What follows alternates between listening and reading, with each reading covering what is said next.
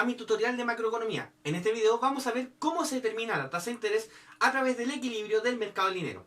Como vimos en un video anterior, la demanda de dinero tiene una relación inversa entre la tasa de interés y, en este caso, la demanda de saldos reales, tal como lo podemos ver en este primer gráfico. Entonces, a medida que aumenta la tasa, menos saldos reales se demandan en la economía. Por tanto, ahora la pregunta es, ¿cómo se determina el equilibrio en el mercado del dinero? Bueno, básicamente se hace a través de un ejercicio entre la demanda de dinero y la oferta de dinero. Y al video anterior, recién empezamos a ver, digamos gráficamente, cómo se estructura este mercado del dinero. Pero no hemos visto cómo se comporta la oferta. Bueno, la oferta es determinada, como vimos también en un video anterior sobre la oferta monetaria, la determina el Banco Central. Y como el Banco Central es el único que puede modificar la cantidad de dinero que está en el sistema económico, entonces esta cantidad total de dinero que está en la economía es un stock. ¿Qué significa eso? Es básicamente una cantidad que solamente va a variar cuando el Banco Central decida aumentarla o disminuirla. Entonces, este stock es permanente y fijo hasta que el Banco Central decida lo contrario. Por tanto, ¿cómo eso se ve gráficamente? No tiene una función ni inversa ni directa, sino que es más bien vertical. ¿Por qué? Porque es un stock, es fijo. Entonces, en este caso, los saldos reales que propone el Banco Central tienen el mismo nivel siempre. Por tanto, acá tenemos la oferta y la demanda de dinero. Y obviamente, como en todo modelo de economía, el equilibrio se establece cuando esto ocurre en la intersección entre la oferta y la demanda, que es cuando la oferta y la demanda son iguales. Entonces, cuando estas se igualan, tenemos, para este caso, un nivel de tasa de interés 1 de equilibrio. Ahora, vamos a ver un pequeño cambio para ver cómo esto va a ir variando según la condición. Por ejemplo, cuando tenemos una economía que crece, que tiene un potente crecimiento económico, por lo general está produciendo mucho más. Y por tanto, para poder comprar esa producción, la gente necesita más dinero. Entonces, cuando crece la economía y tenemos que el producto empieza a aumentar, la demanda también, por consiguiente, va a tender a aumentar, haciendo que el dinero aumente. Entonces, con esto vamos a hacer que la función de demanda se va a transformar, porque las necesidades de la gente son otras o son mayores. Por tanto, al haber un crecimiento económico, la demanda de dinero tiende a aumentar desde D1, ya que es la situación inicial, a D'2. Entonces, como el stock de dinero no cambia, es permanente, entonces a un mismo nivel de cantidad de dinero vamos a tener una mayor demanda que va a incrementar, en este caso, como el dinero en este caso es un bien que está siendo cotizado o es necesario, se hace más escaso, por tanto su precio sube, tal como lo podemos ver en este gráfico, pasando de la tasa 1 a la tasa 2. Y como podemos ver, la cantidad de dinero ni aumenta ni disminuye, se mantiene constante. Eso pasa ya cuando tenemos un crecimiento económico. Pero ¿qué ocurre cuando existe una recesión?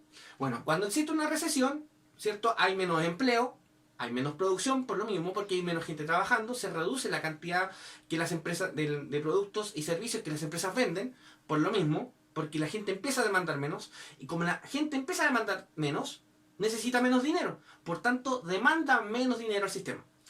Y como sabemos muy bien, como la oferta se mantiene constante, entonces la demanda de dinero se transforma debido a que hay un cambio en el comportamiento y en vez de desplazarse a la derecha, se desplaza hacia la izquierda, de esta forma, como lo señalan las flechas, pasando desde este punto inicial a uno más abajo. ¿Ya? Entonces tenemos una D'3, que es la tercera demanda, asumiendo la última condición, y a ese nivel de demanda vamos a tener una tasa de interés 3.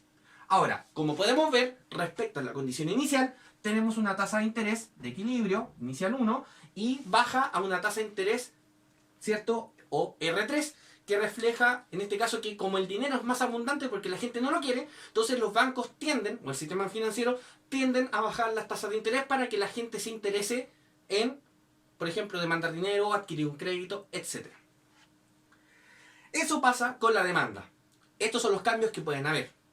Ahora, ¿qué ocurre, por ejemplo, y vamos a ver en este gráfico, con la oferta propiamente tal? Si teniendo la demanda, está pendiente, y la oferta, esta función, donde tenemos los saldos reales de equilibrio y una tasa a ese nivel de interés de equilibrio, ¿qué pasa si el Banco Central decide modificar la cantidad de dinero que tenemos en la economía? Bueno, si el Banco Central decide aumentar el dinero, ya básicamente acá tenemos la medida de saldos reales. Si decide aumentar la cantidad de saldos reales, el Banco Central se va a ver, ¿cierto?, en la obligación de aumentar la cantidad si así lo desea. Y por tanto, ese movimiento lo que va a generar a este otro lado es esa tasa de interés. O sea, respecto a la inicial hay una baja. ¿Por qué? Porque al haber un exceso de dinero en el mercado, los bancos, para hacer que la gente se lleve el dinero, bajan el precio para que lo demanden. ¿Ya? Ahora, ¿qué ocurre si en este otro mercado vamos a poner otra condición? Por ejemplo, supongamos que el Banco Central decide disminuir la cantidad de dinero. Vamos a tener en primer lugar, aquí tenemos el traspaso, disminuye la cantidad de dinero ofrecida, y como hay menos cantidad de dinero, el dinero se hace más escaso, y los bancos, para hacer que el sistema se equilibre, buscan elevar el precio para que la gente lo demande menos. Por tanto, de pasar de una situación inicial, R1, vamos a pasar a una situación final, R3, cuando, en este caso, la oferta monetaria se restringe. Entonces, conclusión. Cuando generalmente esto se da, estos esquemas se definen por políticas monetarias, ¿ya? Que generalmente en el mundo hay muchos países que están aplicando lo que se llaman esquemas de inflación, que es básicamente que cuando la economía va muy bien y la inflación tiende a aumentar porque aumenta la demanda, entonces el Banco Central, para mantener la estabilidad económica, tiende, por ejemplo, en situaciones de prosperidad, a aumentar las tasas para equilibrar y hacer que la economía no entre en una especie de crisis por exceso de demanda, y cuando la demanda está muy baja, por ejemplo, producto de una recesión, tiende a aumentar la cantidad de dinero para bajar las tasas. Así promueve la inversión y también el consumo a través de, por ejemplo, los créditos, porque el crédito en este caso va a ser mucho más barato. Eso sería todo. Muchas gracias.